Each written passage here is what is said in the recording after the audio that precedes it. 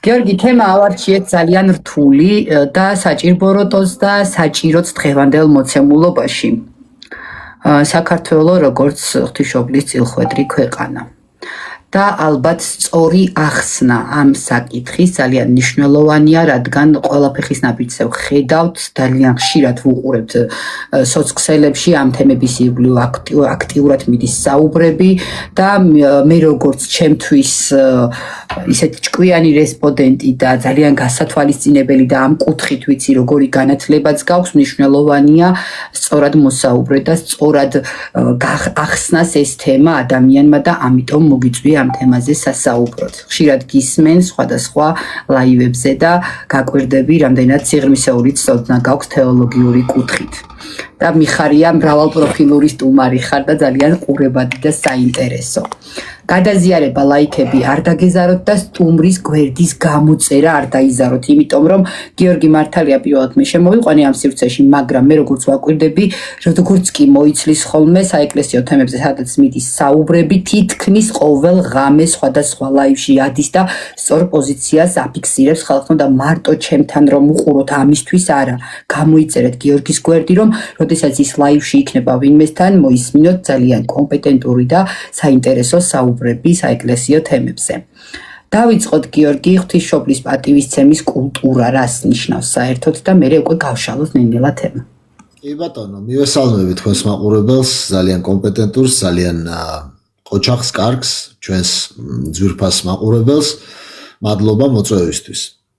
ძალიან სიმბოლურია რომ დაემთხვა ეს თემა დღეს ამაზე ვსაუბრობთ, იმიტომ რომ დღეს არის წინაკვირას იყო მენელსაცხებლე დედების კვირა და მე რომ მკითხვა კაცმა, ასე ვთქვათ, ეს არის სწორედ ქალბატონების, ჭეშმარიტად ქალბატონების, ასე ვთქვათ, დღეობა და ეს თემა ღვთისმშობლის მიმართ ჩვენი დამოკიდებულების თემაც ძალიან აქტუალურია. 2 სიტყვით ვიტყვი რა არის მენელსაცხებლე დედების კვირა და რატო არის მნიშვნელოვანი.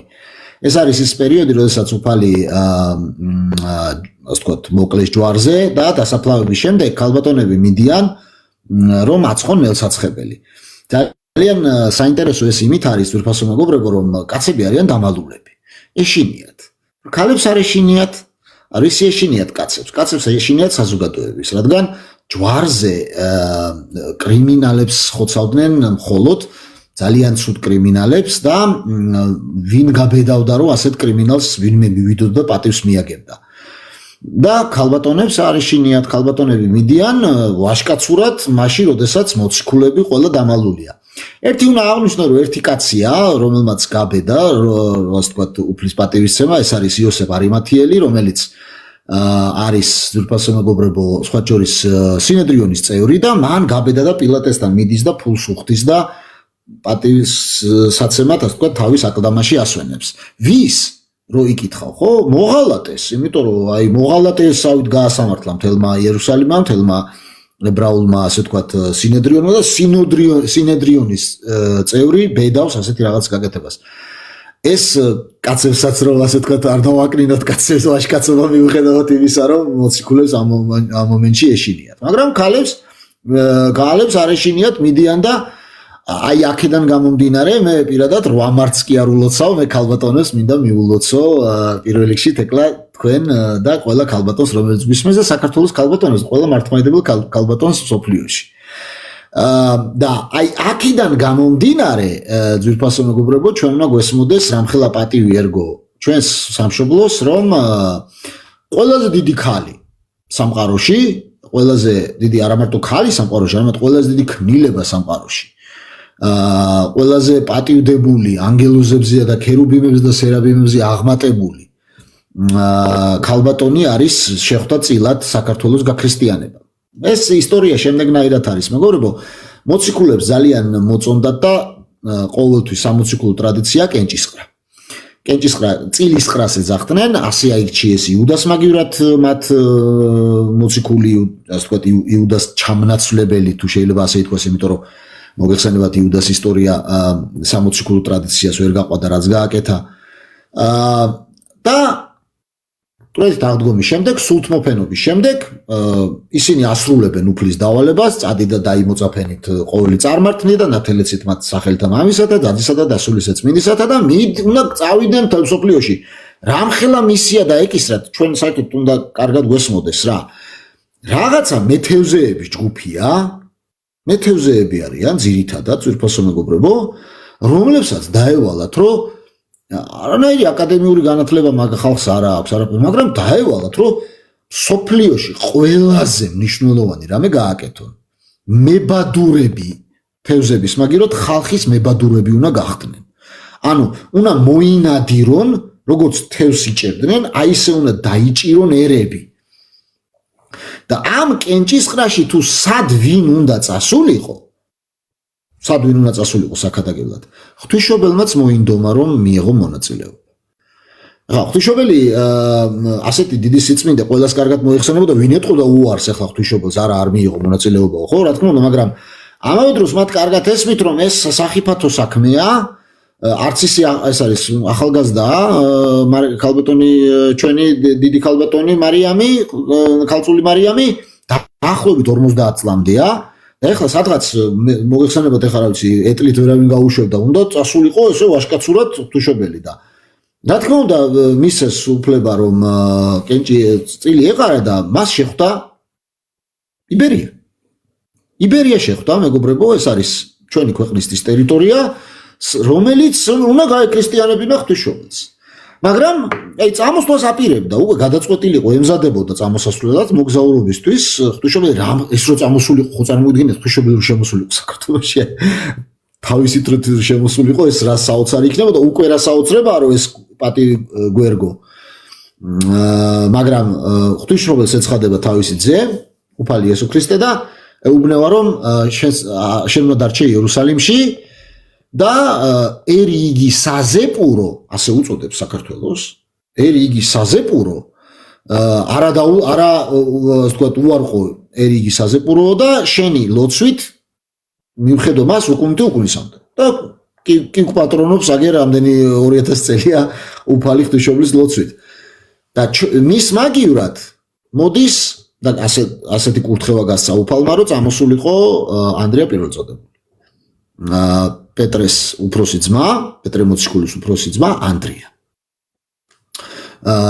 სხვა შორის ეს ძალიან საინტერესო მომენტია, რომ როდესაც ჩვენი ავტოკეფალიის პერიოდს გადაუხე ოდნავ, რომ ვიცოდეთ, ავტოკეფალიისის დადგა გიორგი მთაწმინდელი ბერი იმის ათონის ღვთის წარს დგა იმის წინაშე, პატრიარქის წინაშე იმის კონსტანტინოპოლის და უთხრა, რომ თქვენ თუ პეტრეს ისინი ხართო მოქცეულებიო, თქვენი უფროსი ძმის ანდრიას ხალხი ვართო და ცოტა წესიურად გველაფარაკე ჩვენ რა პატრიარქს გადაუხედია იმათის რა ქვია ეპისკოპოსის გარშემო და ხედავთ როგორ დაგვამარცხაო უბრალო ბერმაო. ან ესეც რამხელა პატივია, რომ ესეც ღვთის განგებით ანდრია მოდის.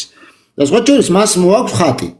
ღვთისმშობლის ხატი მოაქვს, ღვთისმშობელმა მიიდო სახეზე დაფა, ხის დაფა და სასწაულებრივად გადავიდა მას მისი გამოსახულება, იმიტომ რომ საღვთო მადლი, რომელსაც მართლმადიდებლები მას უწოდებთ უქმნელ ენერგიებს, ხო, ღვთისას.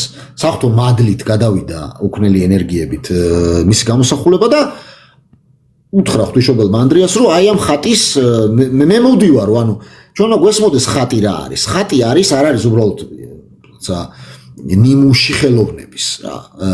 ხატი არის მადლის მატარებელი, პირველ სახის მატარებელი, ძალის მატარებელი და რამდენი სასწაული აღსრულებულა ხატებთან კარგად მოიხსენება. აი ამ ფაქტიურად ამ ხატის გავლით ღვთისმშობელი ჩამოვიდა საქართველოში მაშინ უბრალოდ ანდრია პირველწოდებულის ხელით. და მოიხსენებათ შემოდის ანდრია პირველწოდებული, იგი რამოდენიმე სასწაულს აღასრულებს, მათ შორის აწყურში იმჟამინდელ ადგილას მიცვალებული გააცოცხლა მიცვალებული მაშინ აი ფეოდალი იქაური ასე ვთქვათ ბატონი, თუ შეიძლება ასე ითქვას, ფეოდალი იმ სამხრეთ საქართველოში იყო ქალბატონი და მისი ვაჟი იყო გარდაცვლილი. და დიდი, წარმოიდგინეთ, ახლა ფეოდალის ვაჟია გარდაცვლილი, დიდი პროცესია მოდის, გლოვა და მაგ დროს გამოჩნდა ანდრია და პროცესიას, ასე ვთქვათ, უკადაგებს. ჯერ ახლა რო დაფიქრდე, ვიღაცა უცხო ქვეყანაში, ახლა მე რომ ვიღაცამ გამიშვას და წადი ახლა შენ და რავი, აი იქ უნდა იქადაგო რაღაც ქრისტე. მე შემეშინდება. აი კიდევ ერთხელ ვიმეორებ, მოციქულებს რამხელა ძალა ქონდათ, რამხელა ვაჟკაცობა ქონდათ, სადღაც უცხო მხარეში, წადი მარტო. გავიგერო რწმენაგა, გავიგერო ყდრეთით აღდგარი უფალი იხილე, გავიგერო უამრავი სასწაული გაქვს ნანახი, მაგრამ ცოტა საშიში ამბავია სადღაც. დააზრებულიც ქონდათ რა წინააღმდეგობები შეიძლება შეხვედრა.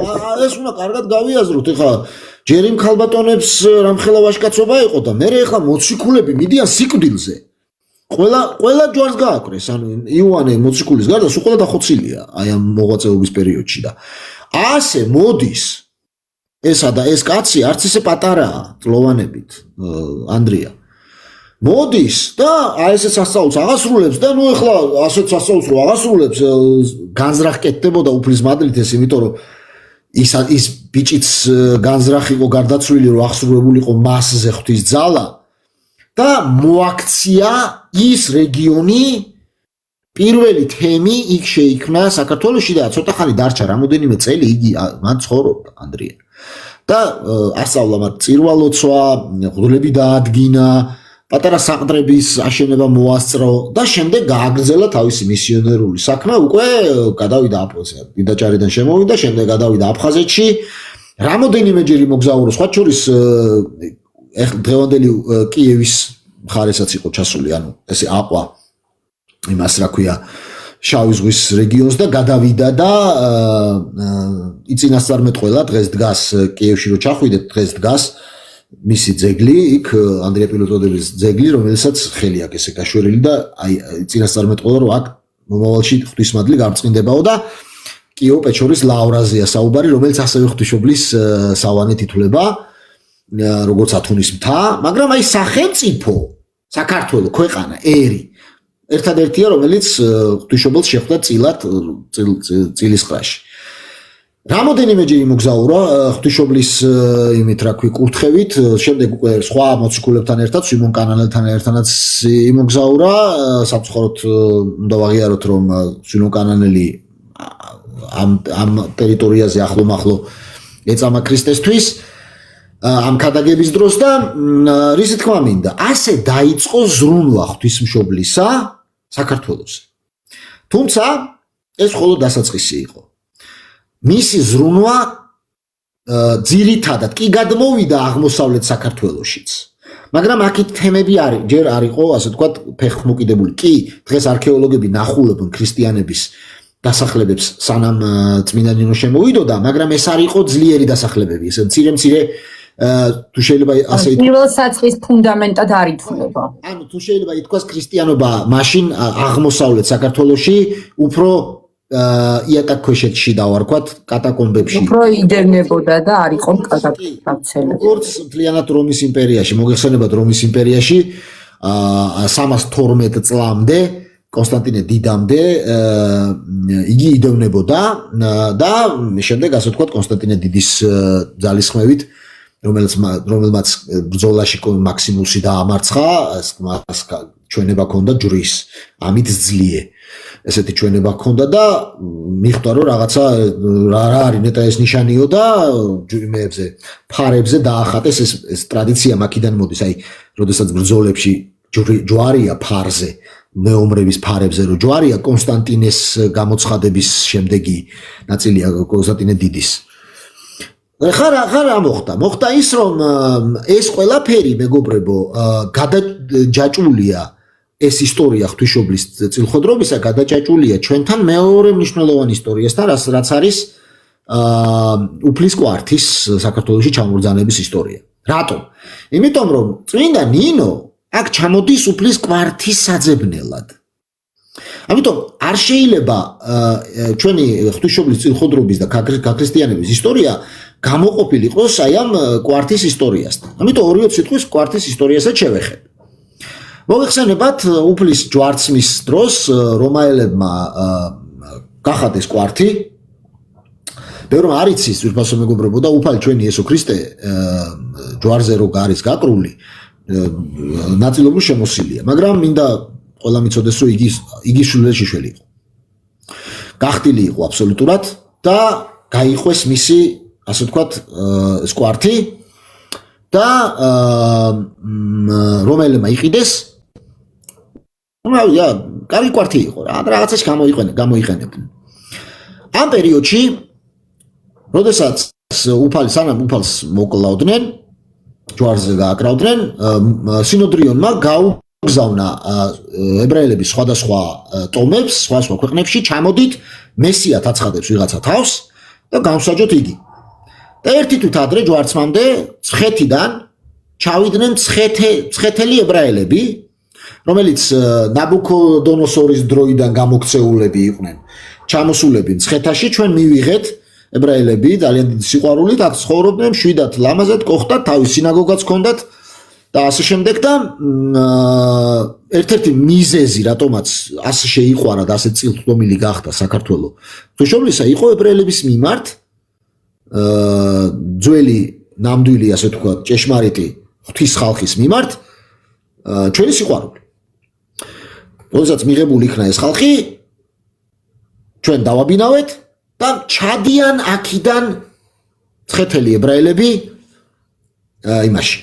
და დედა ამ ღვთლები არიან, ძველი აღთქმის ღვთლები არიან აქ. ოჯახია რა, სიდონია, ალბათ გაგიგიათ გოგონა, რომელიც არის ამ ისტორიაში. ჩადიან და დედა აფრთხილებს, რომ ეგ მართლა მესიაო და თუ გადაწყვიტავენ რომ ჯვარს აცვან, ან მოკლას გადაწყვიტავენ, შენ არ მიიღო მონაწილეობა მაგაში შვილო. და ჩადის აბიათარი ერქვა ამ კაცს, აბიათარ მღვდელი ჩადის იმაში და დედის გაფრთხილება ახსოვს და აი იმ განცხადებაში, რაც ებრაელებმა განაცხადეს, რომ მაგის სისხლი ჩვენ შვილებზე იყოს, ჯვარსაცვი, მაგაში არ მიუღია აბიათარს მონაწილეობა. არ მისულა იქ. და როდესაც ასე ვთქვათ, უფალი დააჭედეს იმაზე ჯვარზე, როგორც ამბობენ, გარდამოცემით, საეკლესიო გარდამოცემით მიცით, ეს ქალბატონი, ეს დედა, აბიათარის დედა, გული გაუსკდა. და თქვა ესეთი სიტყვები სიკვდილის წინ, რომ ვაი ჩვენდაო, ჩვენო მოვკალითო მაცხოვარება ჩვენიო. ანუ ჩვენი მაცხოვარი, ჩვენი მესია ჩვენ მოვკალითო. ამით დასრულდა, ასე ვთქვათ, ეს მისი აზრით, ესეთი დიდი დანაშაული ებრაელების, რომელიც მაშინ მოხდა. და აბიათარი დედისგან დარიგებული მიდის და ყიდულობს რომაელებისგან ამ კვართს. ყიდულობს, თქვენ რად გინდათო, ფული გადაუხადა, იმათაც მეტი რა უნდა და რა თუნდაც ისა, კაი ფული იშოვეს ბიჭებმა. ჯარისკაცებს გადაუხადა, როგორც ვიცი, ხო? ჯარისკაცებს გადაუხადა, კი, რომაელ ჯარისკაცებს. და წამოიღო და როცა ჩამოვიდა, ეხლა რამოდენიმე თვე უნდა იმ გზავრობას. რო ჩამოვიდა, დამწუხრა დედა გარდაცვლილია, ელოდებიან ძმის ჩამოსვლას და ელოდება და ჩაიხუტებს სიდონია და გარდაიცვალა. გარდაიცვალა დიდი დარდისგან და ისეთი გარდაიცვალა, რომ ვეღარ მოაცილესო ეს კვართი და მასთან ერთად დაკრძალეს. აი ეს ისტორია იყო პირველ საუკუნეში. ძვირფასო მეგობრებო და ეხლა ავან სცენაზე შემოდის ქალწული ნინო, რომელიც იყო კაბადოკიელი წარმოშობით და იყო ჩვენი დიდი უსაყვარლესი წმინდა გიორგის ნათესავი. იგი იერუსალიმში ცხოვრობდა, იმიტომ რომ იერუსალიმის პატრიარქის გონიდიშვილი იყო, ნათესავი იყო ასევე. იზრდებოდა სწორედ აი მაგ ოჯახში, ანუ იერუსალიმის პატრიარქის ოჯახში. წარმოიდგინეთ როგორი მორწმუნე გოგონაა. პატარა ბავშვია. და გულანთებულია რომ უნდა იპოვოს კვართი და იგებს იერუსალიმში ამბავს რომ რაღაც უცხო ქვეყანაში, წარმართულ ქვეყანაში არის თურმე ეს კვართი დაკრძალული სადღაც ცხეთაში თურმე რაღაცა ქალაქი ყოფილა და ეს ვაშკაცი გოგო კიდევ ერთი დიდი ვაშკაცი ქალბატონი. აი არ ვარ ჩამოუვარდება მენესაცხებლე დედებს არაფრით. ეგეთი ვაშკაცი გოგო მოდის მარტო ცხეთაში. დაახლოებით 12-13 წლისაა. ხო? და ჩამოდის ჯერ სომხეთში, შემდეგ იქ რაღაცა თავგადასავლები აქვს ის რომ სხვა დასდევენ, ძლივს გადარჩება ღვთისგანგებით და მას გაქვს სიზმარში აქვს გამოცხადება, სადაც ღვთისმშობელი აკურთხებს ამ გზაზე და ეუბნება რომ მისი წილხვედრი ქვეყანა უნდა გააქრისტიანოს და ჩუქნის ვაზის ჯვარს რომელიც რო იღვიძებს მართლაც სასწაულებრივად ვაჟის ჯვარი აქვს მას თმით შეკრავს და ჩამოდის მცხეთაში და წახდება მცხეთაში ჩვეულებრივად პატარა გოგონა და რამოდენ 7 თუ 8 წელი იგი ცხოვრობს მცხეთაში ამ დროს იგი ხედავს რომ ეს მცხეთის მოსახლეობა კერპები აქვს იქ არმაზის კერპია გაცესი გაიანესი რაღაცა დიდი იმეებით მოდიან რაღაცა დიდი რაღაცა მარში აქვს როგორ თაყვანი უნდა სემამ კერპებს და ნუ ეს წუხს ახლა ეს კალბატონი რომ ეს რაჭის ამ ხალხს ეს რაღაცა კერპები და მოკლედ საბოლოო ჯამში ისე ხდება რომ დღე-დღე ლოცულობს უფლის მიმართ და ღვთის განგებით დედოფალი ნანა ავათხდება ძალიან ავათხდება აი ისე ავათხდება რომ ფაქტობრივად მომაკვდავია და ვერაფერი ვერ შველის და ახლა დიდი ხანია უკვე გოგონა ცხოვრობს უკვე ნუ დაგახტა ალბათ 20 წლის 22 წლის აი ამ დიდი ხანია გასული და იცნობს ნინოს ხალხი კაც რაღაცა უცხო გოგონაა ბერძენია რომელიც რაღაცა სხვა ღმერთს ცემს თაყვანს და ნუ რავი მოვიწვიოთ ერთ სადოთ და მართლაც ღვთის დაშვებით მიდის ნინო და მისი ლოცვით უფალი იესო ქრისტე დედოფალს განკურნავს და ნანა გაქრისტიანდება დედოფალი ნანა გაქრისტიანდება ოფიციალურად გაქრისტიანდება და დიდი კონფლიქტი აქვს ქმართან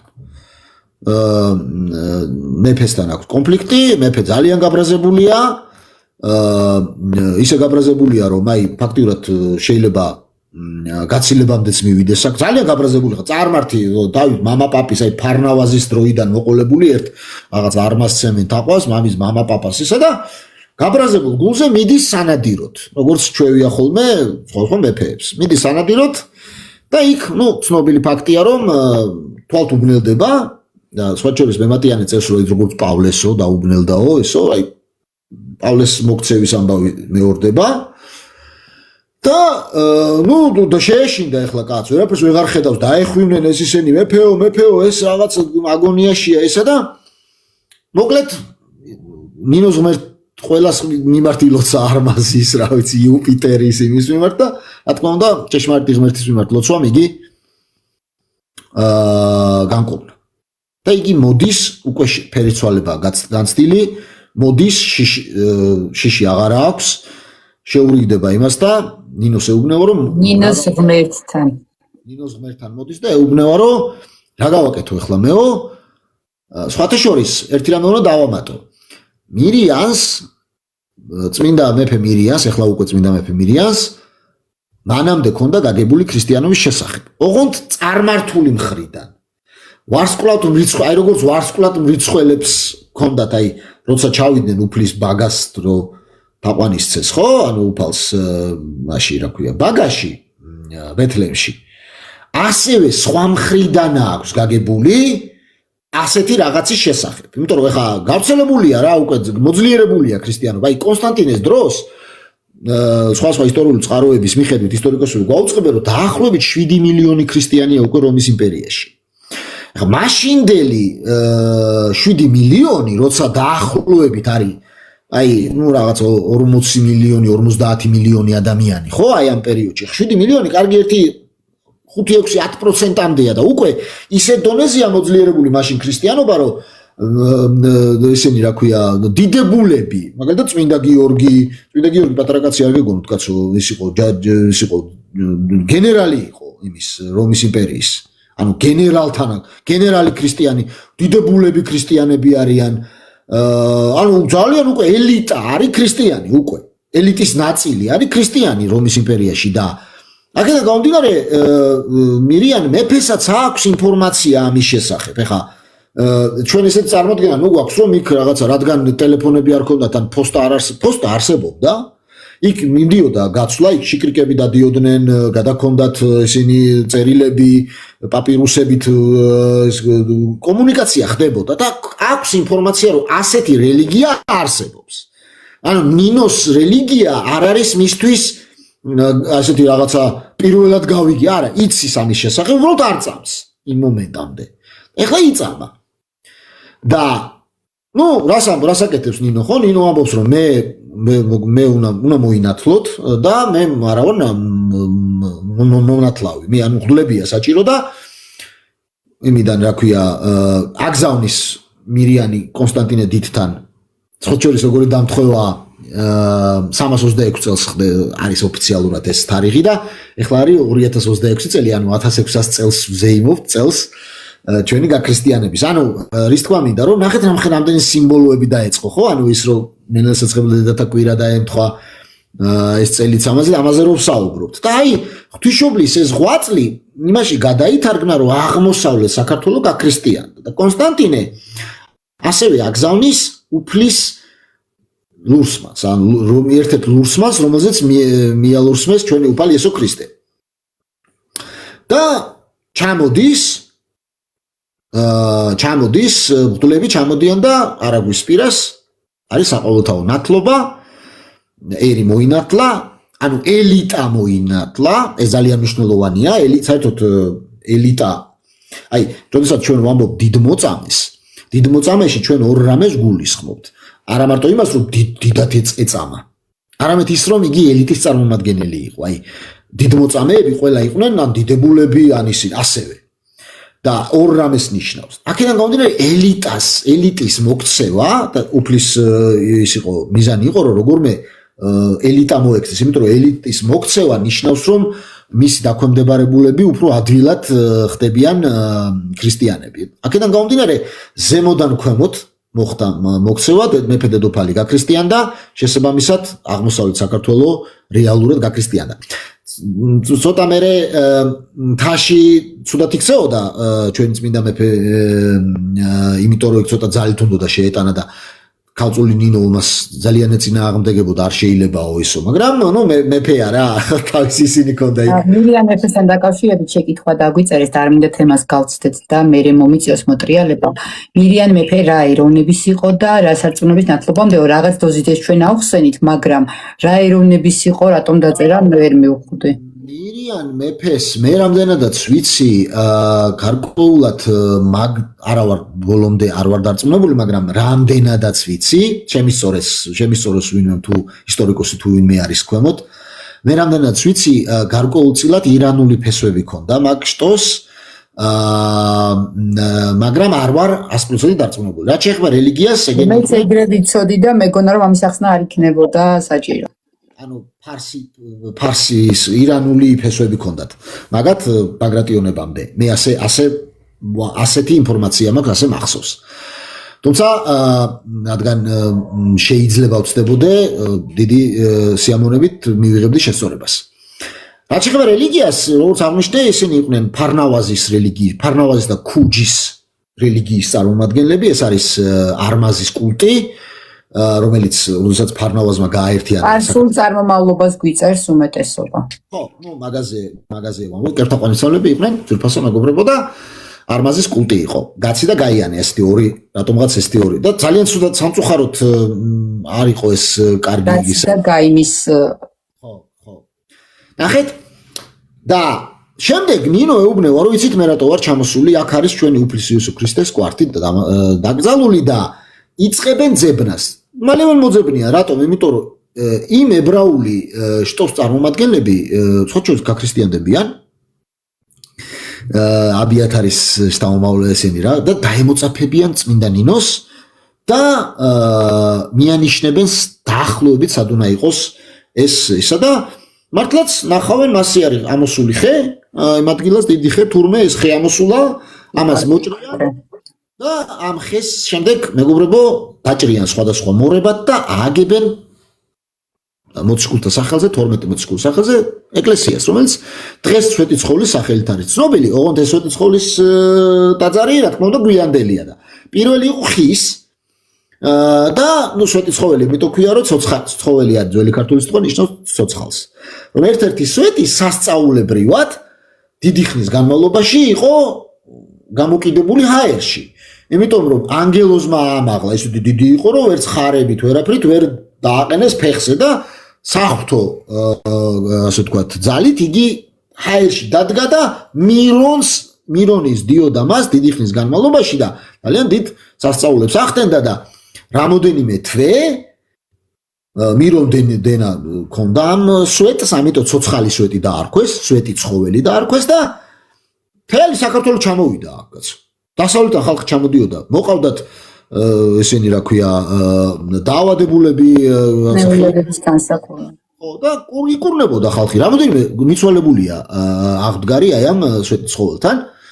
ანუ საღვთო ენერგიები, რასაც მადლს უწოდებთ, მოქმედებს მატერიაში. ბევრ დენომინაციას ეს არ ესმის. როგორი საინტერესო არის მართლმადიდებლობა. იცის რა არის. ხო. კი, მართლმადიდებლობა არის, ანუ არ ესმით ბევრ დენომინაციას, რას ვსაუბრობთ, ეს არის რეალური ისტორია, რა ვიცი, დღესაც ხდება ეგ სასწაულები და ესაც შეუძლია დღესაც მიდის კურნებები, ძალიან ბევრი უამრავი დოკუმენტური მასალაა. მაშინაც მოხდა ეს და ეს არის რა ვიცი ჩაწერილია ეს და ისტორიული წყაროებია ლეონტი მროველის და ასე შემდეგ სხვა ქართლის ცხოვრებაში და ასე შემდეგ წმინდანის ცხოვრებაში პირდაპირ წერია რომ ღვთისმშობლის წირხვედრი ერი ეს წერია პირდაპირ წმინდანის ცხოვრებაში თუმცა ეს არ იყო იმის შემდეგაც ქრისტიანობა მივიღეთ მეგობრებო ეს არ იყო დასასრული კი არა და დასაწყისი იყო ჩვენზე ზრუნვისა ღვთისმშობლის მიერ შემდეგ მოგეხსენებათ ძალიან გართულდა ჩვენთან ცხოვრება იმ ხრივ რომ შემოსევები იყო არაბობა დაიწყო და ასე შემდეგ და არაბობის პირველი ტალღის პერიოდში როცა არაბებმა ოკუპაცია მოახდინეს ჩვენი ქვეყნის ასე წერს მემატიანე რომ ისე ირხეოდაო ქართველთა ერი როგორც ლერწამი სარწმუნოებაში და ღვთისმშობელი რომ მიხვდა რომ ესე იგი ვეღარ უძლებთ ზეწოლას ახალ რამეს აკეთებს ჩვენზე ზრუნვისას კერძოდ ნარჩევ ბერებს აგრძავნის საქართველოში ნარჩევ ბერებს იოანე ზედაზნელის ხელმძღვანელობით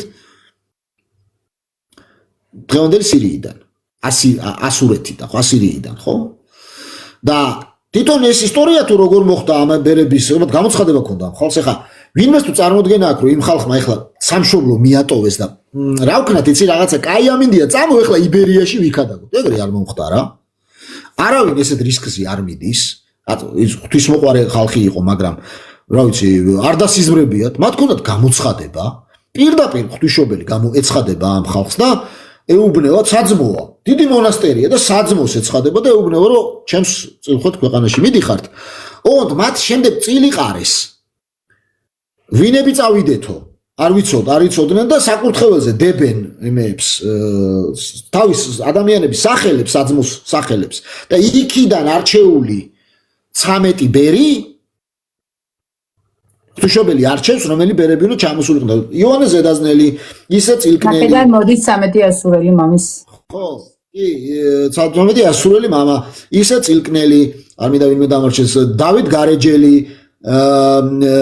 ნეკრესელი ეს მონასტრები რაც არის ხალხო ეს მაგხა ასურელების არაქართველების ის არის ღვთისმშობლის გამოგზავნილი ხალხის დაარსებულია მცხეთაში რო გვიყვარს ზედაზენზე ასვლა და იოანე ზედაზნელი იყო მათი წინამძღოლი ანუ მთავარი ბერი რომელსაც ყავდა მოწაფეები თვითონ იყო ცოტა ასაკში და ჩამოდიან და მცხეთაში მაღლა სახლდებიან და კურთხევას აძლევს შენ წახვალ აქ შენ წახვალ იქ შენ კახეთში შენ ქართლში ისე წილკნელი წილკანში მიდის იოანე ზედაზნელი მცხეთაში რჩება როგორც ცენტრი ხო შიომღვიმელი ასურელია მეგობრებო შიომღვიმეში ხო ნაყოფი ხართ კაცო არ არიან ქართველი ხალხი ღვთისმშობლის გამოგზავნილია ეგ ხალხი და ისინი არსებენ სამონასტრო ცხოვრებას და ხალხმა უნდა იცოდეს რამხელა მნიშვნელობა აქვს სამონასტრო ცხოვრებას ძალიან მოდაში არის ესეთი დღეს სიტყვა deep state ალბათ გაგიგიათ ხო deep state ხო იცით რაც არის deep state არის ღრმა სახელმწიფო და მონასტრებს ეკლესიაში ეძახიან ეკლესიის სიღრმეს. ძვლებს. რატო ძვლებს? იმიტომ რომ ხორცი თუ გინდა რომ გაამაგრო, უნდა ძვალზე, აი ჩვენ ახლა ვდგევართ ახლა რომ ისმენთ, ხო? ხერხემალი მაქვს მე, ჩონჩხი მაქვს, რაზეც ორგანიზმი არის დაყრდნობილი. ასევე ღვთისმშობელმა გადაწყვიტა, რომ მე ძვლები უნდა შეუქმნა საქართველოს ეკლესიას. და ეს ძვლები უნდა შეუქმნა ნარჩევი ძვლები. მერე დაშენდება ფუნდამენტზე. ხო. მაგრამ სუსტი, ძალიან სუსტი ეკლესია იქ იყო, მცირე სამონო ბერები, მაგრამ სუსტი იყო. ამიტომ შემოდის ხერხემალი ეკლესიისა და გაიფანტებიან ბერები და არსებენ ძვლებს ეკლესიისას, სამონასტრო ცხოვრებას. მათ შორის ეს ხალხი ებრძვის ცეცხლთაყვანისმცემლობას, იმიტომ რომ ცეცხლთაყვანისმცემლობა ძალიან გავრცელებული იყო. მაგალითად, მამა დავითის მონასტერი როა თბილისში, ხო იცით ეგ მამა დავითის მონასტერი? ეგ ვის დაარსებულია, იცით? დავით გარეჯელის გადაარსებულია. გარეჯელი მერე დაერქვა, დავითი ერქვა, უბრალოდ მამა დავითის დაარსებულია, იგი იქ დასახლდა, იქ არის გამოქვაბული, მაგ ხალხს უყვართ გამოქვაბულში ცხოვრება. ეგენი არიან ბერები. დღე-დაღამე ისიქასტურ პრაქტიკაში არიან. რა არის ისიქასტური პრაქტიკა? აი ისიხაზმს ეძახიან რა. ეს არის ლოცვის პრაქტიკა, საიდუმლო პრაქტიკა, ეგ ყველამ კი არის როგორ უნდა ილოცოს. ეს ძალიან სპეციალურ პოზაში ჯდებიან, თავი უნდა იმასაკნა, გულში უნდა ჩახვიდე, ასე ეძახიან. ჩვენ არ ვიცით, ბერებმა იციან. საიდუმლოა ბერების. და ლოცულობენ და თაბორის ნათელს თან აქვთ ურთიერთობა, ანუ საღვთო ენერგიებთან აქვთ ურთიერთობა და გულის განწმენდა ხდება, რომ უმაღლეს დონეზე და პირდაპირ ასე ვთქვათ, როგორც უფალი ამბობს, ნეტარიყვნენ წმინდანი გულთა, რამეთუმად ღმერთი იხილა. აი მაგას აღწევენ სამონასტრო ცხოვრებით. და ასეთი ბერები არიან ჩამოსულები და მაგალითად მამა დავითი ადის თაწმინდაზე. დღეს თაწმინდა, მაშინ არ არსებობდა ეს თაწმინდა, მერე დავარქვით. თაწმინდა. და ხუთშაბათობით ჩამოდის თბილისში და გადაგებს. ისე ძლიერად გადაგებს, რომ გადაიბირა მთელი ესე იგი შერყეული ეკლესია გააძლიერა თბილისში. და ქაშვეთის ისტორიაც გეცოდინებათ, ხო? მოდი მოვყვეთ. ქაშვეთი არის ქვაშვეთი. მამა დავითს დააბრალეს, რომ ქალი გააუპატიურა. ვიღაცა ქალი ორსული ქალი მიუყვანეს, რომ აი ეს ცუდი კაციო, ანუ ისე გადაიბირა ქალაქი, ისეთი რევოლუცია მოახდინა, რომ ვერ იცილებენ ახლა მამად იმას, რაღაცით უნდა შეურაცხონ. ხშირად ახასიათებს ბოროტს წმინდა ადამიანების ცილის წამება. რომ ვერაფერს მოიფიქრებს, რაღაცა სიბილწე უნდა დასწამონ. შეგიძლიათ გაიხსენოთ რაღაცეები. ხო? და ასევე დასწამებენ იმას ცილს და ნუ ეხა შემოერტყმევა ხალხი იმას და უკვე ჩაქოლონ ისა რა ქვია, რომ ახლა ქალს ესეთი შეურაცხყოფა როგორ მიაყენე, ორსულია ისა და ესაც გაიძახის, რომ აი ეს არის მამა ჩემ, ეს არისო, ეს კაციაო მე და დაქირავებულია ეს ქალი, ფული აქვს ამაზე გადახდილი. და ეს მიდის და გააჩერებს ახლა და კარგითო მოდიო ეს რაღაც ჩავატაროთო, ხო? მიადებს კვერთხის ეჭირა ხოლმე რა, ჯოხი დადიოდა მამა დავითი და მიუდია მუცელზე. ქალის და ვინ არისო მამა შენ ბავშვს კიდე ხმა გაისვა, რომ ჩემი ვიღაცა მჭედელიაო. მოკლედ და ამის გამო შენო დაისჯებიო ამ ცილის წამების გამო და ქვაშვა ამ ქალმა. და იმ ადგილს სადაც ეს მოხდა დაერქვა ქვაშვეთი, რომელიც ნელ-ნელა გადაკეთდა ადგილს ერქვა ქაშვეთი და დღეს რომ ეკლესია დგას, ეს კი მე-19 საუკუნეში აშენებული თუ მე-20-ის დასაწყისში, რომელიც ეხლა დგას წმინდა გიორგის სახელობის. მაგრამ თვითონ ადგილს სადაც ეგ მოხდა, გარდამოცემით ვიცით რომ მაგ ადგილზე მოხდა აი ეს ცილისწამება და ეს ხალხის ასე ვთქვათ აი ეს ერთი კომენტარში გთხოვენ იქნებ გითხრასო რა კონკრეტულ ცნობაზეა დაფუძნებული ეს ამბავი თუ ლეგენდა არისო. იცით როგორ არის? ეხლა ადამიანები რომლებიც ასეთ რაღაცებს ლეგენდებს უწოდებენ, მათ არიციან როგორ მუშაობს ეპისტემოლოგია. საერთოდ არიციან რა არის ეპისტემოლოგია. თორე ფილოსოფიაში ხალხი ვერ ერკვევა. მოდი იქნებ განმარტო სპეციალურად. უწოდეთ რა არის ეპისტემოლოგია. საერთოდ რაღაცას რო ვიცით ან არ ვიცით, არ არის დამოკიდებული წერილობით ცნობაზე.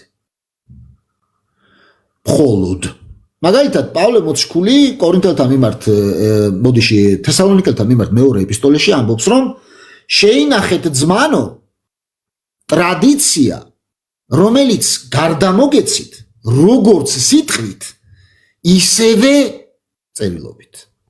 ანუ ეკლესიას აქვს ორი სვეტი გარდამოცემისა. ეს არის წმინდა ტრადიცია და წმინდა წერილი.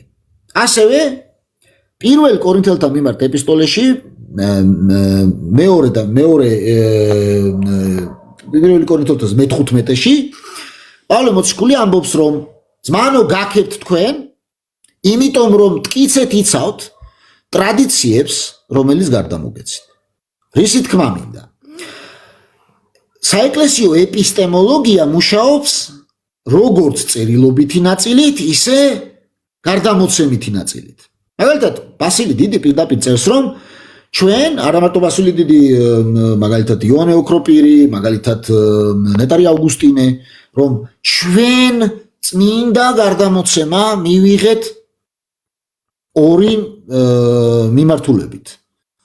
როგორ ტერტულიანე წერს, ვისაც არ წამს ტრადიციების, წმინდა ტრადიციის, იმას არ წამს წმინდა წერილის.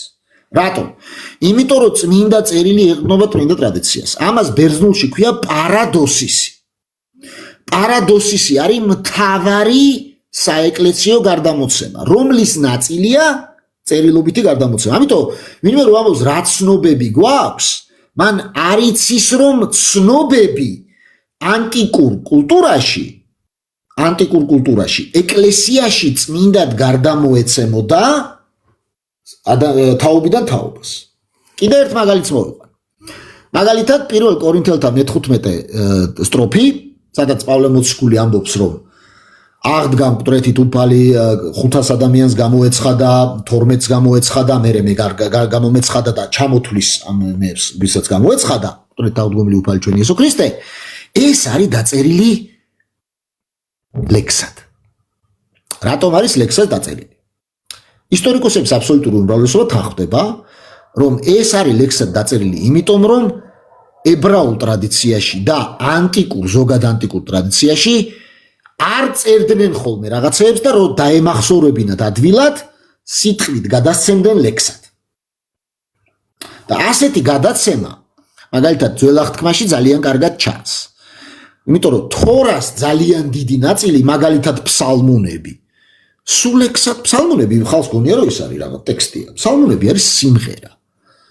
გალობა ლექსად გარითმულია. ასე გარითმულად გარდამოეცემოდა ხოლმე ლექსად წმინდა გარდამოცემები. და თან მხოლოდ ნაწილს წერდნენ.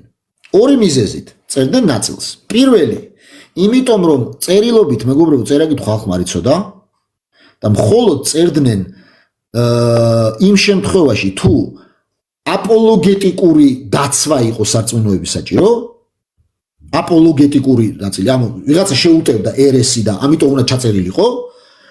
და მეორე, არ იშოვებოდა ხალხო მელანი და ის კაცო პაპირუსები. თქვენ რა გონიათ 21 საუკუნდე რომ გადმოიხედავდა იმას რა ქვია, გახვალ აგერ იქ და რაღაცა ქაღალდს იყიდი, ეგრე კი არ იყო. ჩვენ ვიცით მაგალითად რომ დაეწერათ ერთი ფურცელი, ეს რო ეშოვათ, აი მელანი და ერთი ფურცელი რამე ჩაეწერათ, სადმე ფურცელი რა, ფურცელი არ არსებობდა, პაპირუსზე რო დაეწერათ. ორი დღე უნდა ემუშაოო ჩვეულებრივ ადამიანს, რომ ეყიდა. ანუ ორი დღის სამუშაო იყო ერთი ჩანაწერი. ამიტომ ადამიანებს არ ქონდათ მით უმეტეს პირველ საუკუნეებში ეს რომ ჩაეწერათ ამის საშუალება. ამიტომ გარდამოცემით ვიცით ეს ყველაფერი. და ბოლოს უკვე აი საუკუნეების შემდეგ წერდნენ ამას. უკვე რომ შემოდიოდა კულტურა და დაწყნარდა ეკლესია, იწყებდნენ წერას. მაგალითად წმინდა ნინოს ცხოვრება არის იმაში ჩაწერილი 9 საუკუნეში. რა ვქნათ არ ვენდოთ? კიდე მეცაც გეტყვით, აი ის რა ალექსანდრე მაკედონელის ცხოვრება ჩაწერილი არის მისი ცხოვრებიდან 400 წლის შემდეგ. 400 წელი გავიდა და მერე დაწერეს. ანუ ალექსანდრე მაკედონელზეა საუბარი, ხალხო მთელი მსოფლიო დაიპყრო. მაგრამ ისე ჭირდა ეს, რომ გარდამოცემით მოდიოდა და 400 წლის შემდეგ ჩაწერეს. ანუ ჩვენ მეგობრებო არ ვუყურებთ სწორედ და კორექტულად და სამართლიანად არ ვუყურებთ მაშინდელ კულტურის რატომ? იმიტომ რომ ჩვენ გვიკენია მე-20 საუკუნის და 21 საუკუნის ლინზები, არადა უნდა მოვიხსნათ ეს ლინზები, აი ეს გადავდოთ და გავიკეთოთ ლინზო სათვალეები და გადავიდეთ ანტიკურ ხანაში. როგორ მოქმედებდა ეს ყველაფერი მაშინ. ამიტომ ჩვენ უნდა ბოდიში სათვალეს გავიკეთებ, იმიტომ რომ აი ვერაფერს ვერ ხედავ. არ გეგონოთ 21 საუკუნის ლინზები გავიკეთე, ისევ ანტიკურ ხანაში ვარ. ხო და ანუ რის თქმა მინდა, ნახეთ მეგობრებო, ჩამოდიან ისინი, რა ქვია, წმინდანები და არსებენ აი ამ ეკლესიებს, მონასტრებს და აღორძინებენ სამონასტრო ცხოვრებას, რომელიც არასდროს შეწყვეტილა. არასდროს შეწყვეტილა საქართველოში ღვთისმშობლის მეოხებით, დღესაც გრძელდება და უამრავი რაღაცებია კიდე ღვთისმშობელს გაკეთებული. მაგალითად, გიორგი მთაწმინდელს, რომელიც მთაწმინდელი რატო ქვია? მთაწმინდას ვეძახდით, ათონისთას ვეძახით ჩვენ მთაწმინდას მაშინ. ეხლაც ეგრევე ვეძახით, მაგრამ ეხლა ათონისთას ვეძახით, მაგრამ ისე მთაწმინდა ქვია. ამიტომ გიორგი მთაწმინდელს ბერძნული ასწავლა პირდაპირ ღვთისმშობელმა. თვითონ ამბობდა ამას. გამოეცხადა და წინვალე ბერძნული უნდა იცოდე შენო და ეს ნიჭი მიმადლა სული წმინდით და დაიწყო გიორგი მთაწმინდელმა გადაწერა ქართულად დაიწყო იმეები ჩაწერა. ეს იყო ხალხო მე-9 საუკუნეები. ანუ რის თქმა მინდა? იმის თქმა მინდა რომ ძველ პროცესი მიმდინარეობს. ეს არ არის ახლა ჩვენ რო წარმოგვიდგენია კიდევ ვიმეორებ, რომ ეს ზეპირ სიტყვიერად წმინდა ტრადიციით, პარადოსისით გადაეცემოდა და შემდეგ იწყებდნენ ჩაწერას ყველაფრისაც. სახარებებიც ასე დაიწერა. სახარებები ვიღაცას გონია რომ ესე უცებ დაწერეს. არა 70 წლამდე პირველი საუკუნის დაიწერა პირველი სამი სახარება და მე-4 სახარება დაიწერა დაახლოებით 90 წელი იყო 95 წელი. იოანე მოციქულმა ღვთისმეტყველმა დაწერა ბოლოს. ამიტომ ასე იწერებოდა, ცოტა დრო გადიოდა, მანამდე ეკლესია ფუნქციონირებდა, წირვა მაგალითად, წირვა, ღვთისმსახურება. საერთოდ არ იყო ჩაწერილი კაცო, ძალიან დიდი ხანი. მე-3 საუკუნეში ჩაიწერა პირველად, ეს იყო იაკობ მოციქულის წირვა. მანამდე გადადიოდა ზეპირ სიტყვიერად, აი როგორც ეხლა, მოდი ესე დავარქვათ რა, ატრენინგებდნენ ღვთისმსახურებაში. ზეპირად იცოდნენ, არ ჭირდებოდათ ჩაწერა. საგალობლები ზეპირად იცოდნენ. და ასე წმინდა ტრადიციით გარდამოეცემოდა ასეთი რაღაცეები ძვირფასო მეგობრებო და თუ ჩვენ კრიტიკულად შევხედავთ და ესე სკეპტიკურად შევხედავთ ამ ყველა ისტორიას, მაშინ უნდა შევხედოთ სკეპტიკურად ასევე წმინდა წერილსაც. იმიტომ რომ წმინდა წერილიც გვიან ჩაიწერა. არ ვენდოთ მაგალითად იოანეს სახარებას, რომელიც 80-90 წლებში დაიწერა.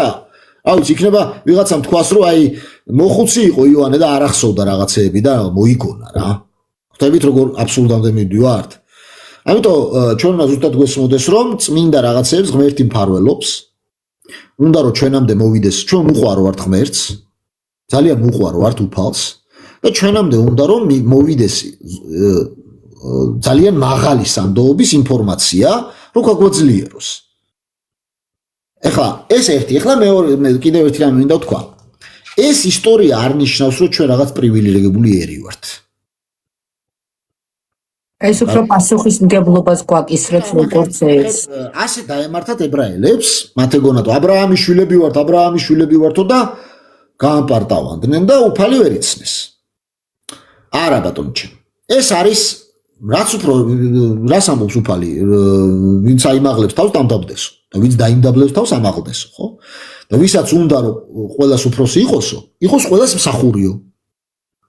ანუ ჩვენ უფალმა მოგვიწოდა, რომ ვიყოთ მსახურები.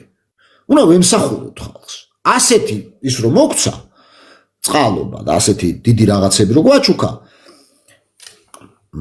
სულ მინიმუმ რომ მართლმადიდებელი ვართ და უფლის მადლი არის საქართველოს ეკლესიაში ყოველთვის არასოდეს მოკლებია საქართველოს ეკლესიას სულწმინდის საღვთო ენერგიები, ანუ მადლი. ეს ამხელა წყალობა რომ მოგცა, ჩვენ რაღაცა ცოტა სხვანაირები უნდა ვიყოთ, ყველაზე ვაშკაცები უნდა ვიყოთ, ყველაზე მოყვარულები უნდა ვიყოთ, მოყვასისთვის თავდადებულები უნდა ვიყოთ, ქალბატონების პატივისცემლები უნდა ვიყოთ, შვილების ისინი უნდა ვიყოთ, მეოჯახეები უნდა ვიყოთ.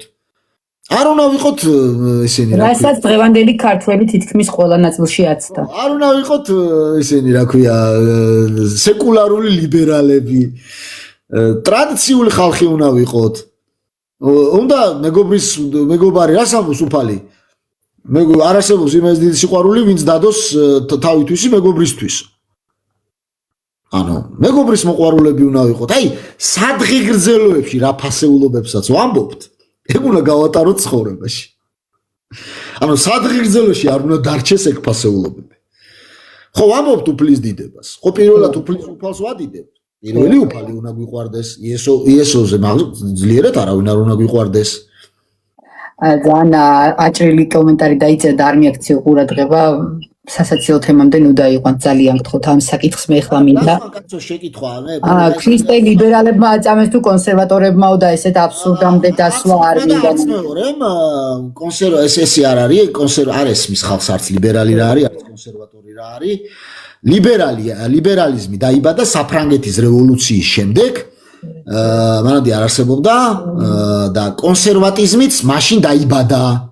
აი იმ გაგებით, რა გაგებით ეხლა გვაქვს, საერთოდ არ არსებობდა, იდეოლოგიები არ არსებობდა არასდროს. იყო მონარქიული წყობა და იყო სხვა ისინი, რა ქვია, ცოტა დასავლეთში იყო შედარებით ისინი, რა ქვია, ცოტა მაგიურ, ალქიმიურ რაღაცებს აკეთებდნენ, ხან ვიღაცებს აწამებდნენ ჯადოქრებს. ეხლა ძალიან რო არ გაგვეცეს და მოვბრუნდეთ ისევ ჩვენს თემასთან. ღვთისმშობლის გააზრება კი თავიდანვე იყო, მაგრამ დოგმატურად როდის დამტკიცდა და აი ამ თემაზე რო ილაპარაკო ეფესოს კრებაზე რო გადავიდა. ღვთისმშობლის აღიარება როგორც ღვთისმშობლისა აღიარება თავიდანვე იყო, მაგრამ კიდევ ვიმეორებ, ჩაწერა რაღაცეები, წეგან ვახსენე. არა, ბევრი რამე არ იწერებოდა, მაგრამ როდესაც ვიღაცა გაგიჟდებოდა და იტყოდა რაღაცა არასწორს, ეკლესია იძულებული იყო, რომ აიცა მეც ერთწუთი კაცო. ეხლა დავწეროთ რა. დავწეროთ. სწორი რეაგირება რომ მოყოლოდა, შემდეგ უკვე მას გაწერდნენ რა. ეს მოხდა 421 წელს ქალაქ ეფესოში. შეიკრიბა ეკლესია და იქ კონსტანტინოპოლის პატრიარქი ამბობდა ერთ-ერთი სამწუხაროდ, რომ ღვთისმშობელი კი არ არის, ანუ თეოტოკოსი კი არ არის, ქრისტე ტოკოსიაო. და გამოდიოდა ისე, რომ ქრისტე ცალკე იყო და ღმერთი ცალკე იყო. გეგონება ორი იყო, ორი პიროვნება იყო გეგონება ლოგოსში. ეფესოს კრებამ დაგმო კონსტანტინოპოლის პატრიარქი ხალხში არასწორი სწავლება რო არ გავრცელებულიყო, ამიტომ უწევდათ ესეთი ნაბიჯების გადადგმა. დაგმო, მაშინ იყო ხუთი ზღვა, ესე ერქვა, ხუთი ზღვა. ესა იყო ზღვებს უწოდებდნენ, ეს იყო რომის ზღვა, კონსტანტინოპოლის ზღვა, ალექსანდრიის ზღვა, იერუსალიმის ზღვა და ანტიოქიის ზღვა, ასე უწოდებდნენ. შეიკრიბა ეკლესია ეფესოში 421 წელს და გამოაცხადა, რომ ქრისტეში არის ერთი პიროვნება, ეს არის საღვთო ლოგოსი.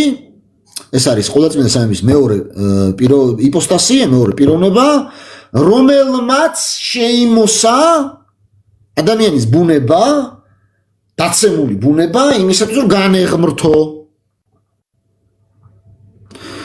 და აქედან გამომდინარე, როგორც კარი საღვთო ეს ვთქვათ, გაკაცებისა, როგორც ლოგოსის შემომსვლელი სამყაროში, იგი არის თეოტოკოსი და არა ქრისტე ტოკოსი. აქედან გამომდინარე, ჩვენ ვადიდებთ ღვთისმშობელს როგორც ღვთისმშობელს და არა ქრისტეს მშობელს. ჩვენ შეგვიძლია ვთქვათ ქრისტეს მშობელი, მაგრამ ეს არ იგულისხმება რომ ჩვენ გვწამს რომ ცალკე ქრისტეა. უბრალოდ უფლის დედასაც ვამბობთ ხოლმე ხანდახან, მაგრამ როგორც სახარებაში ვკითხულობთ, ვინ ვარ მე, როდესაც ელისაბედი ეუბნება იმას რომ დედა უფლისა ჩემისა მოვიდა ჩემთან, ხო? და იქ სიტყვა რომელიც გამოყენებულია დედა უფლისა ჩემისა, უფალი არის სწორედ ის სიტყვა რომელიც ველახთმაში ღმერთია გამოყენებული, ამიტომ პირდაპირ ღვთის დედად სახელდება სახარებაში. ამიტომ ჩვენ ვადიდებთ მას უპატიოსესა ქერუბიმთასა და აღმატებით უზეშთაესა სერაბიმთასა. ანუ სერაბიმებს და ქერუბიმებზე უმაღლესად ამაღლდა იგი და არის ყველაზე ახლოს თავის ძესთან და ცათად სასწველის დედოფლად აღვიარებთ ჩვენ, როგორც გამოცხადებაში არის ჩაწერილი რომ ის ქალბატონი რომელიც დედოფალი ვნახე, რომელიც დედოფალი, ხო, მზესავით ანათებდა, არის სწორედ ის ქალბატონი, რომელზეც ჩვენ გვწამს რომ არის ღვთისმშობელზე საუბარი. ანუ გავარკვიეთ რომ დაიგმო ეს სწავლება და ღვთისმშობელი მარიამოლოგია ქვია ამას თეოლოგიაში, მარიოლოგია და აი ამ იმაში განცხადებული ადრე წმინდა მამები მას მანამდე ღვთისმშობელად მოიხსენიებდნენ, უბრალოდ უცებ კონსტანტინოპოლის პატრიარქმა ერთი რაღაც განაცხადა რომ სასწრაფოდ შეიკრიბა ეკლესია და თქვა რომ პოპ მოინანიეთ, ეს არ არის სწორი, მაგრამ სამწუხაროდ არ მოინანიეს, ასე დამთავრდა ანათემას გადაეცა ეგ ადამიანი. ღვთისმშობლის სასწაულებრივ ღვაწლზე რომ ვისაუბროთ საქართველოს წინაშე რა იყო კიდევ რამდენიმე საკითხი რომელიც შეგიძლია ამ კუთხით გამოყო გიორგი და ახსნა რატომ არის ჩვენთვის დედა ღვთისმშობელი ესეთი საყვარელი და ყოველთვის მეტწილად როდესაც მთის ეკლესიებში მივდივართ ან არის ღვთისმშობლის სახელობის ტაძრები და მონასტრები ან წმინდა გიორგის და რომ ავხსნათ რამდენად დიდი არის ჩვენში ღვთისმშობლის ღვაწლი ქართველი.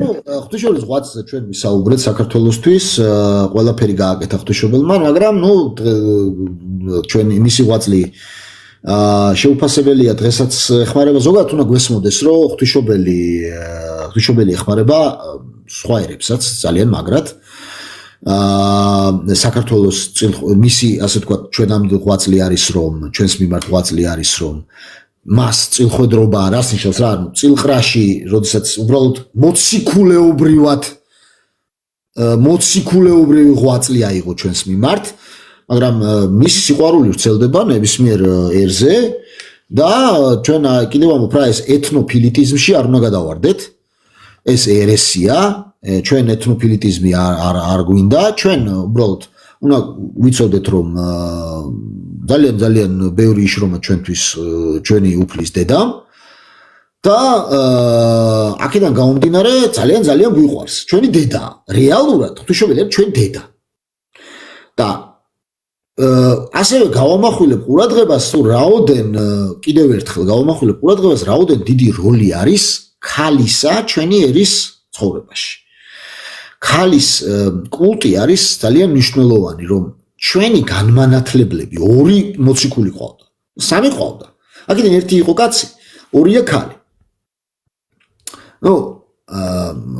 სვიმონ კანალიც ძალიან ბევრი იღვაწა მან და დიდება მას და მადლობა მას მაგრამ გულისხმობ რომ თავარი მოციქული იყო ღვთისმშობელი ჩვენი და წმინდა ნინო და ასევე მოციქულთა სწორი არის დედოფალი ნანაც და ნინო ქართულ განმანათლებელიც მოციქულთა სწორია ასე იმას ნახეთ ისმა კარგად გვესმოდეს რას ნიშნავს მოციქულთა სწორი ჩვენ მოციქულად კი არ ვაღიარებთ მათ აი როგორც მაგალითად პეტრე მოციქული მეც მოციქულები მხოლოდ ისინი იყვნენ აქ ვამბობთ მათ პატივისმცემ ხალხს არ ესმის ხოლმე რაღაცა ტერმინებს რომ ვიყენებთ აი თქვენ ზედმეტი მოგდით ხშირად მოძდით ხოლმე არა მეგობრებო ჩვენ სიყვარულს გამოვხატავთ სიყვარულის გამოსახატავად ჩვენ შეგვიძლია რაღაცები ვთქვათ მისი ასე ვთქვათ აი როგორ დედიკოს მოეფერები და დედიკოს შეიძლება უთხრა რომ ვაიმე როგორ მიყვარხარ დედიკო ჩემი ღმერთი ხარ ეს კი ანიშნავს დედიკოს ღმერთად ვაღიარებთ ხალხო დებით ეს არის სიტყვის მასალები ხოლმე რომელსაც ხალხს არ ესმის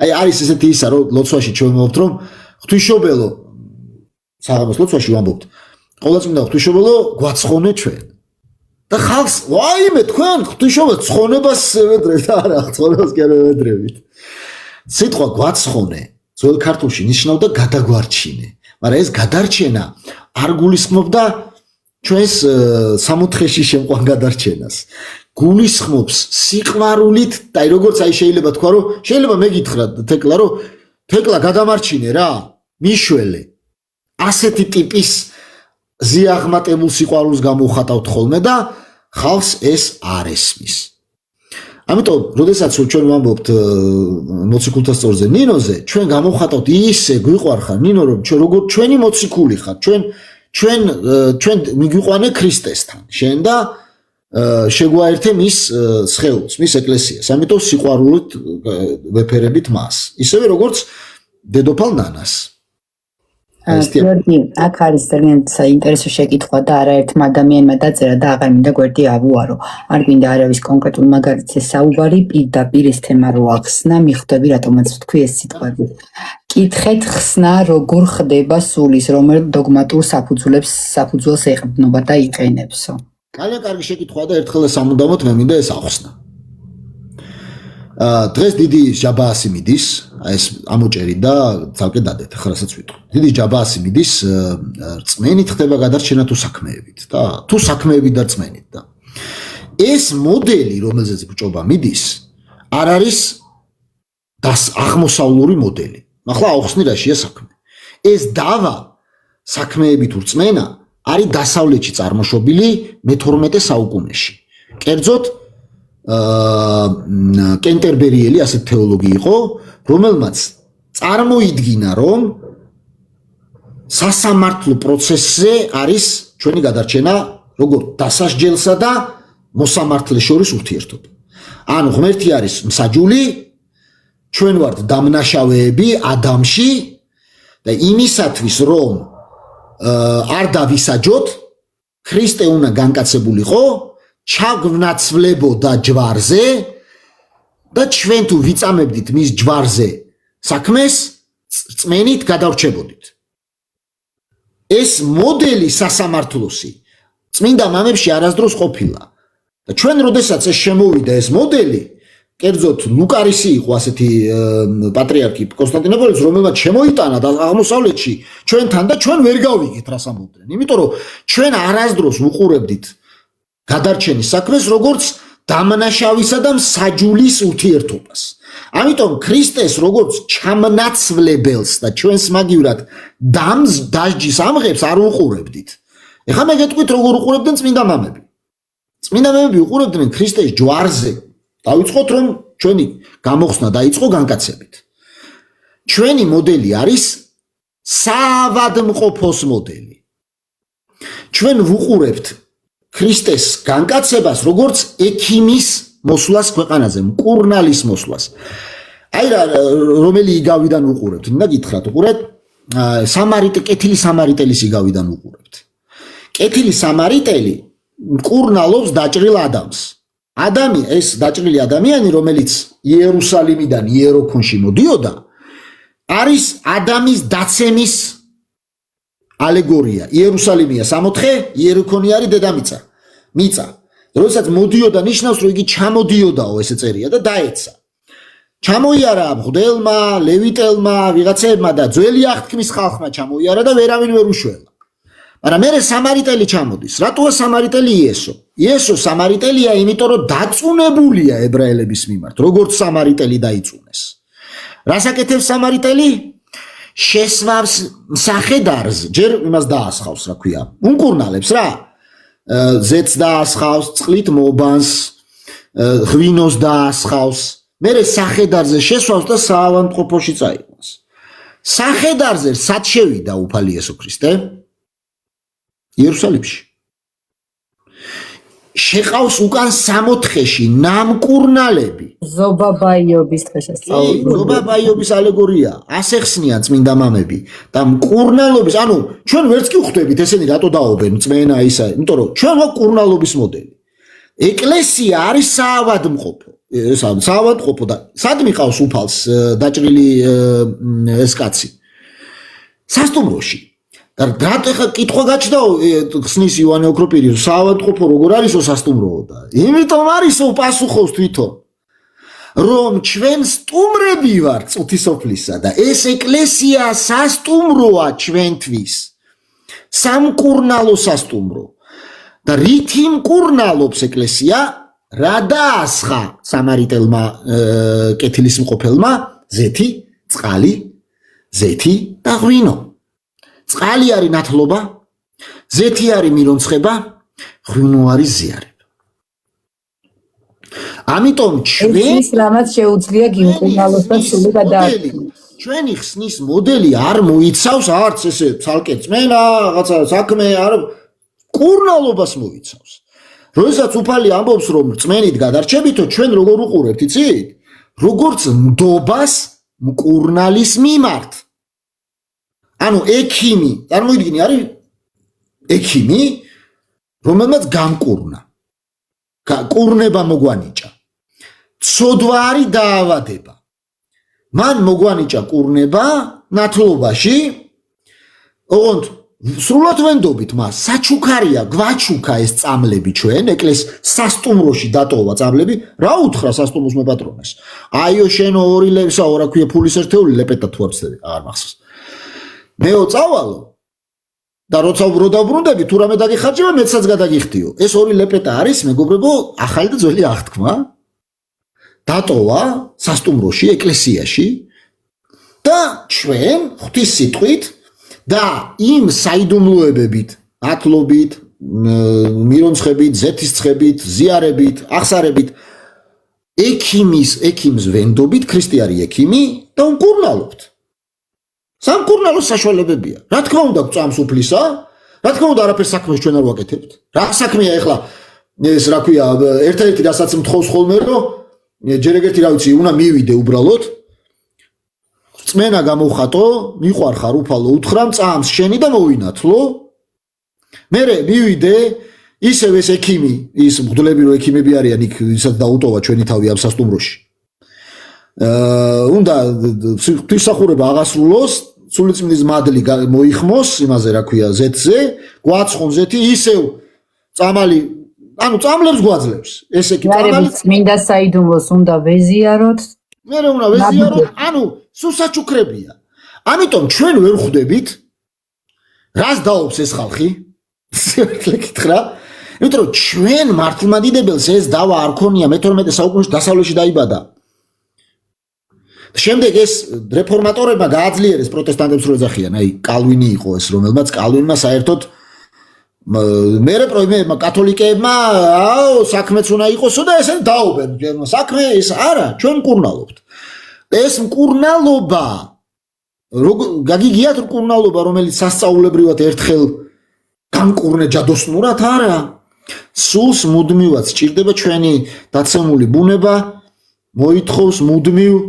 მუდმივ კურნალობას წამლები აი ექიმი რო დაგინიშნავს დანიშნულებას რამდენი ხანი მკურნალობ რა ვიცი რაღაცა კონკრეტული ვადები აქვს ხო ამის ხო ანუ დიდი შეიძლება დიდი ხანი დაგჭირდეს მე შეიძლება ისევ ავად გახდე ისევ რაღაცა დაგემართოს კიდე უნდა მიხვიდე ექიმი ოი შე რა გითხარი ისევ ახლა დაიწყოს კურნალობას და ასე მკურნალობთ თელი ცხოვრება მაგალითად დაბადებიდან დასასრულამდე ხო რას ვამბობთ ზიარების წინა ლოცვაში მომეცმე უფალო უკანასკნელ აღმოჩინავდე ზიარებად ყოვლადწმინდა საიდუმლოთა შემდეგ რას უწოდებს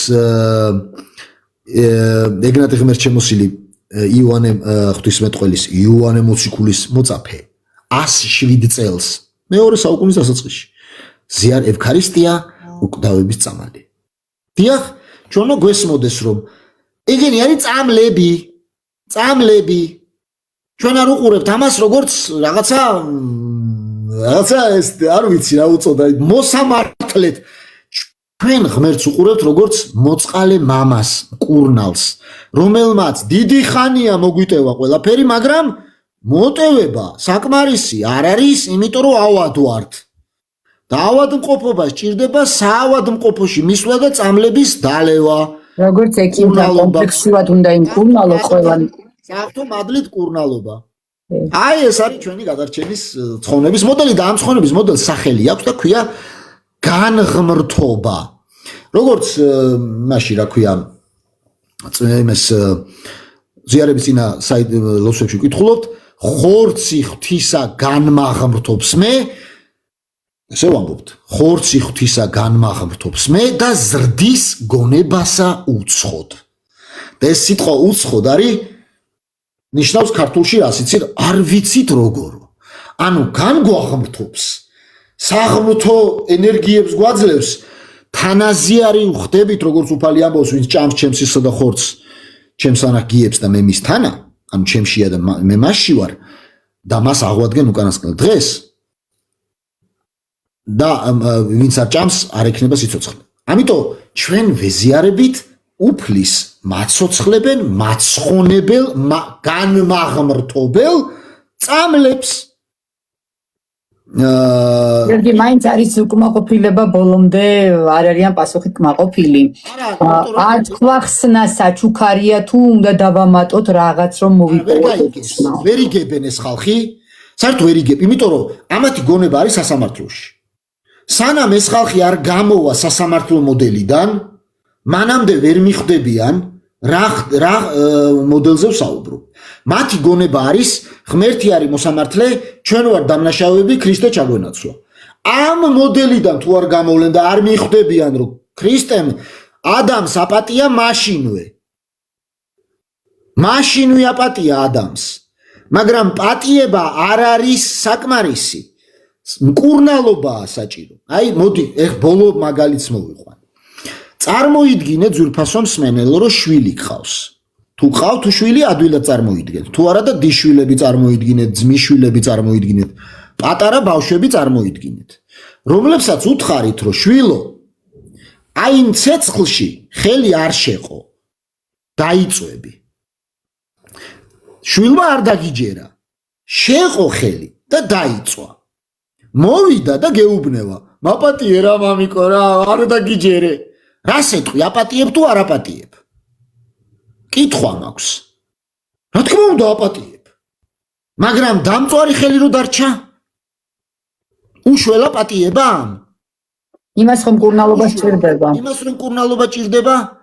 ასე მოხდა ღვთის შემთხვევაშიც. მოწყალე მამამ თავიდანვე აპატია შვილს, ადამს და კაცობრიობას, მაგრამ ონტოლოგიური ბუნება ადამიანის დარჩა დაცემული, ავადმყოფი. საჭირო გახდა ღვთის განკაცება იმისათვის, რომ ეს ბუნება რაც შეიმოსა, შიგნიდან განეკურნა და მკვდრეთით აღმდგარიყო. როდესაც წირვას ესტრებით, არ ვიცი ესტრებით თუ არა, პროტესტანტია უკვე საქართველოში ვატყობ, საერთოდ ვერ ხვდებიან წირვაზე რა ხდება. ხდელი ამბობს ასეთ სიტყვას. გიორგი, ნახე ისეც მინდა აღნიშნა, შენ უფრო ლამაზად აღნიშნა. რა არის თვითონ წირვა? რითი იწყება და რითი სრულდება? ხო, აი, გეტყვით, რას ამბობს ხდელი? შენი შენთაგან, შენ და შემწირველნი ყოველთა და ყოვლისათვის. ეს არის კულმინაცია წირვის. რას ამბობს ხდელი? ხდელი ამბობს, რომ ჯვარზეო, შენო, შენ თავსო, შენ თვითონვე შეეწირეო.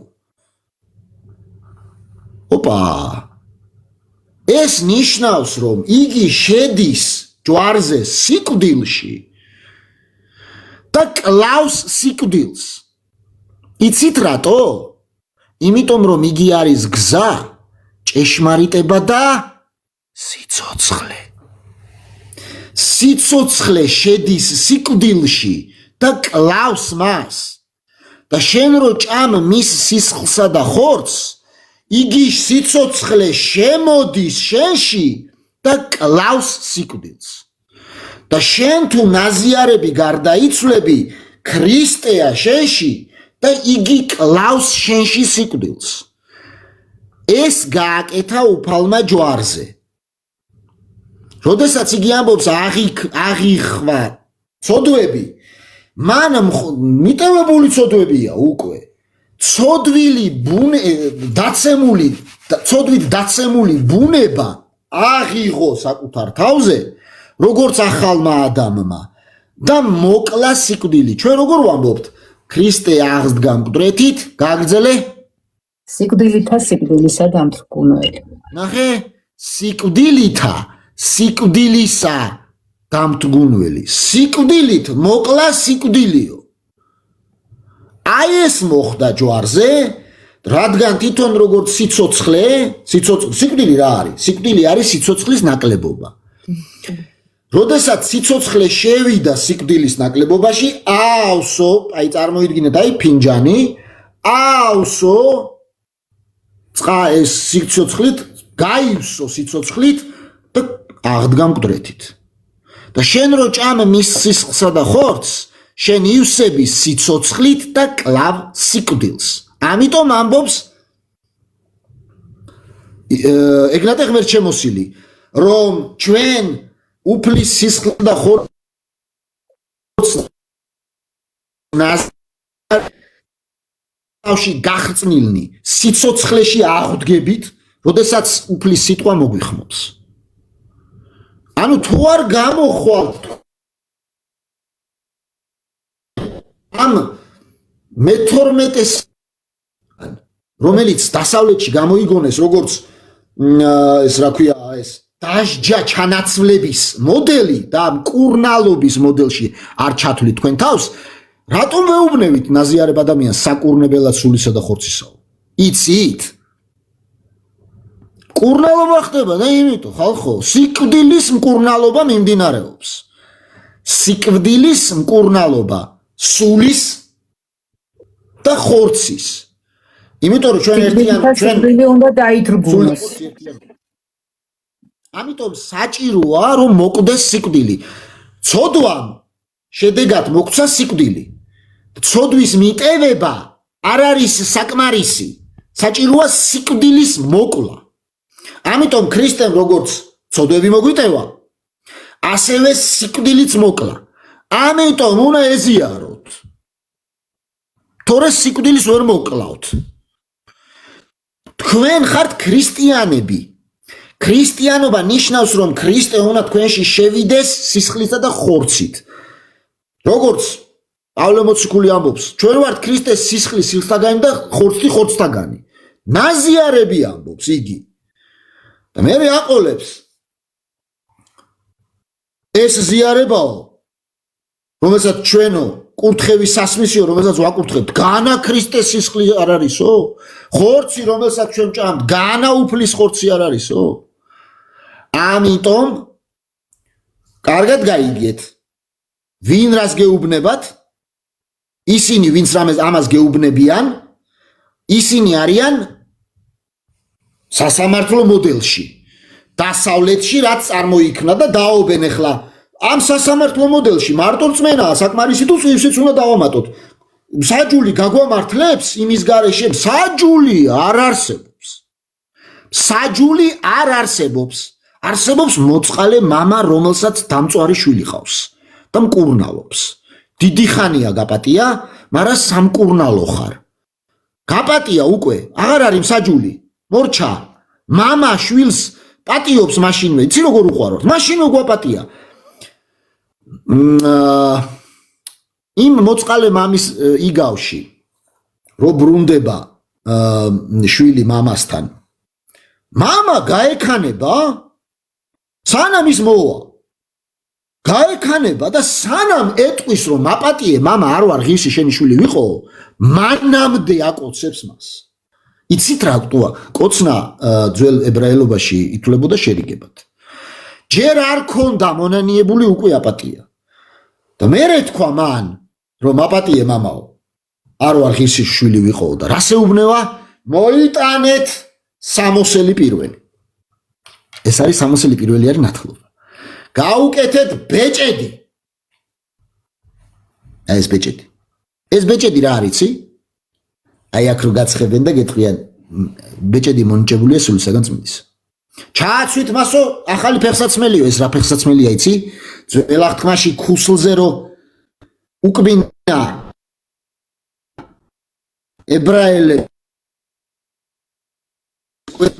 აცორო ქუსლზე ვეღარ გიკბინოსო.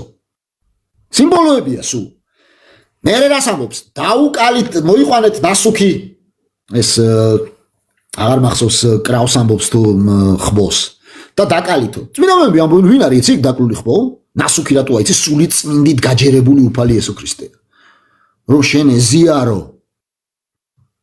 კიდევ ერთ საიდუმლოს გეტყვი. თუ არ დაკალეთ. მამაო ჩვენოს ლოცვა იცით? მამაო ჩვენო რომელი ხარ ცათაშინა წმინდა იყავს სახელი შენი მომ. რა თქმა უნდა, ერთმა იცის დარწმუნებული. ორი ჩვენი არსობისა, მოგვეს ჩვენ. ორი ჩვენი არსობისა, მომე ჩვენ დღეს. ხალხს გონია რომ ეს არის აი მატერიალური რაღაცა კეთილდღე. რა ქვია წმინდა მამების აბსოლუტური უმრავლესობა სამ სხვადასხვა იმას ანიჭებენ. არის პირდაპირ მატერიალური რაღაცები, მაგრამ უფრო მნიშვნელოვანია ისინი ამბობენ პური ჩვენი არსობის არის ზიარება. უფალი ჩვენი იესო ქრისტეს. ანუ პირდაპირ გეუბნეო უფალი.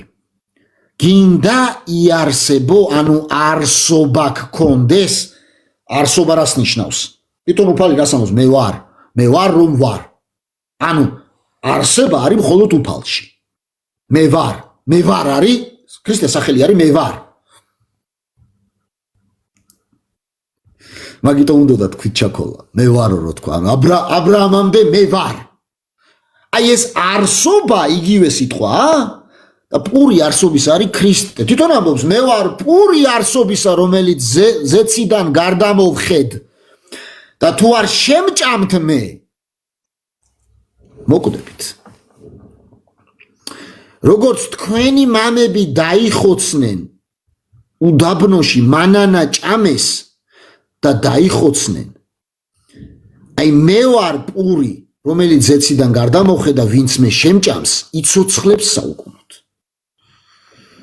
გიორგი, რადგან ამ ხელა ამბავი მოვყევით ერთი თემაც რა ძალიან გთხოვ, რადგან ზიარებაზე ვსაუბრობთ, ზიარება წირვის გარეშე ხო განუყოფელი ნაწილია ესო და წირვა ზოგადად რას ნიშნავს მართლმადიდებელი ქრისტიანისთვის ეს მაინტერესებს შენგან. მე მონასტერში მაქვს არაერთხელ მოსმენილი დედებისგან თუ რას ნიშნავს წირვა და წირვის მადლი და მინდა რომ ახსნა რა გულიანად ახსნი ვიცი. ნახეთ მეგობრებო, უფალის ჯვარზე აღსრულებული საიდუმლო მსხვერპლშე წირვისა არის უჟამო. ანუ საერთოდ ბერძნულში არის ორი სიტყვა ჟამის გამოსახული. ეს არის ქრონოსი, ანუ ქრონოლოგიურად გაგვია ხო ქრონოლოგიური სიტყვა არის ქრონოსი და არის კაიროსი. კაიროსი არის საკრალური ჟამი. ქრონოსი არის ისტორიული ჟამი.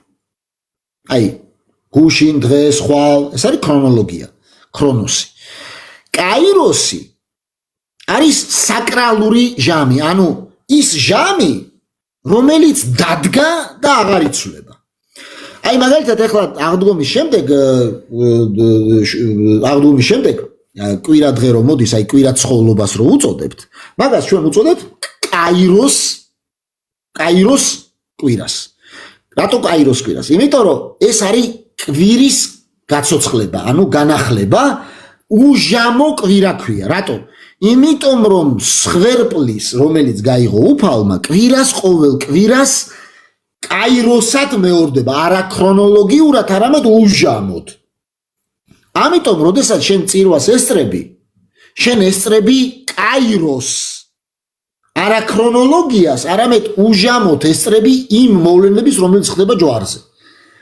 შენთვის უსისხლოდ ხდება უჟამოდ სხვერპლშე წირვა, რათა შენ ეზიარო იმ საიდუმლოს, ამიტომ ქვია საიდუმლო.